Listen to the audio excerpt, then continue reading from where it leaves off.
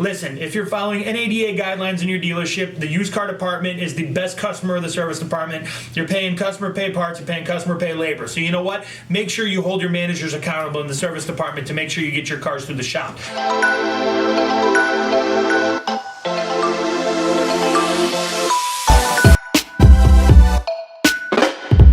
Massive action is what creates massive results. So get to work. Hey guys, Latif Kadri, BDG Insider. Let me tell you, this is really dedicated more towards my management friends out there, dealer principals, GMs. Guys, let me tell you something. There is nothing that makes me crazier than when I go into a dealership and I see what their trade and used car inventory policy is as far as getting it from the curb, through the shop, on the lot. Because I can't tell you how many times I see deals go kaput because car can't be sold because either F&I is laying on their legs, not turning the deal, and the car's not getting paid off, they're not getting title in-house. Or once that's done, then the used car manager and the service manager aren't on the same page and they don't have a good flow through to, okay, good, the car's cleared, let's get it into the shop and let's get it turned quick. Service manager always has the, I've got too much customer pay, I've got too much this, I've got too much that. Listen, if you're following NADA guidelines in your dealership, the used car department is the best customer of the service department. You're paying customer pay parts, you're paying customer pay labor. So you know what? Make sure you hold your managers accountable in the service department to make sure you get your cars through the shop. And then once that's done, get it cleaned and get it on the front line. And this doesn't need to be a 30-day process, okay? If you have a smooth running department, okay? And what I mean by that is this. On the variable side of the deal, car comes in on trade. You're an F&I person. The deal is submitted. All the paperwork is signed. The down payment money, everything is accounted for. The deal goes to the office. The office takes the deal, sends it out. You need to be doing a daily save a deal meeting, okay? You're with your F&I people to make sure that, contracts in transit are in line. Is there anything holding up funding? What's going on? The minute that deal funds, money is in-house. We need to make sure we get the trade paid off so we can get that title in-house from the bank. A lot of dealers will nickel and dime and they'll send a check snail mail. You know what? You're sitting on, you're tripping over dollars, picking up pennies. Send the check overnight. Make sure that you have a return overnight agreement with your lender so they can send you the title back so you can immediately get that car in the shop. Car should have priority to get it done. If you're a big used car dealer and you have a decent sized shop, you should maybe look at investing in a used car tech. I always had one at every store I was at because we always moved the needle in the used car world.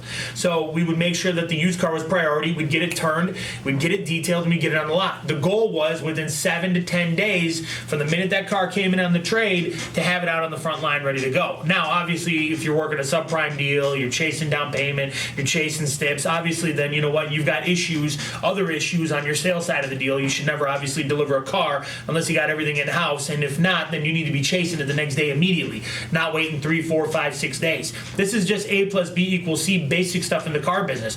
But I see deals get lost all the time because let's face it, fresh trades are the best trades, all right? If you can turn that car within the first week, 10 days and get it on the front line, you're going to knock the cover off the ball and make money. The first 30 days is when you're going to make money on that Tootsie piece. After that, it's going to age. It's going to get lot rot. Your salespeople are going to start walking around it. So get your inventory turned. I can go into more detail on this. If you have any questions, you can call me. But I'm telling you, it is so simple, it is stupid. But it involves getting everybody on the same page and having a clear vision. And if this takes getting your general manager or dealer principal involved, I'd be more than happy to help you guys as well because I have a roadmap laid out. It's real simple.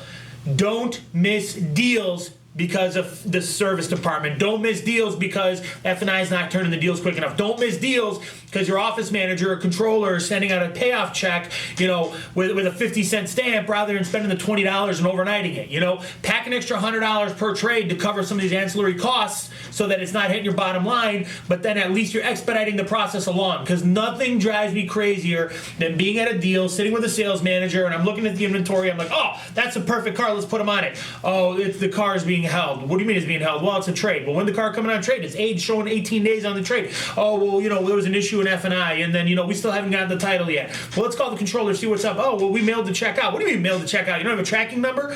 You know what? This is stupidity. This is the typical dumb shit that happens in the car dealership world that doesn't happen in any other business that makes us look like schmucks when we analyze our business model. So you know what? Get in the game, get focused, have a process. If you need my help, call me. Latif Kadri, BDG Insider, sell like hell.